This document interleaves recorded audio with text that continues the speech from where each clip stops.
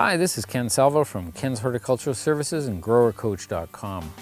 Today we're having a look at some lavender plants, and lavenders are quite an interesting plant. They're beautiful, beautiful fragrance, but they do have this tendency to get quite woody inside if you're not pruning them enough. And right now we're in early March, and so with March is the time we often go out and clean them up. But if you have lavender plants that you care for every year, and even when they're young, you sort of start them out by trimming them hard in the spring. And that means, like, I'm talking hard, like right down to about maybe about a 4 to 6 inch height and just a little ball shape. And then they shoot out all this new beautiful growth and they grow into a perfect little dome shape and they bloom for most of the summer. And then the next year you do the same treatment and the same treatment each spring. And this one, you can see it hasn't been done for quite a few years. So what it is it's full of all kinds of dead wood in here.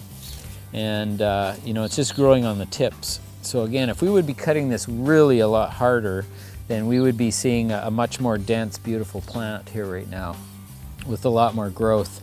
So, you know, and here's one that's getting quite big.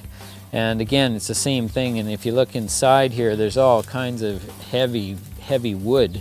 So we need to keep rejuvenating these things. So if we start from scratch and just understand that we need to cut them a lot harder to keep the growth juvenile, that keeps your plant looking nice and dome shaped and very healthy. And because they do bloom on new growth anyway, the more you prune them, the more new growth you get, so the better your bloom is anyway. So that's basically it. If you do have some older plants, you can go in with the loppers, you know, and cut out some big old stems.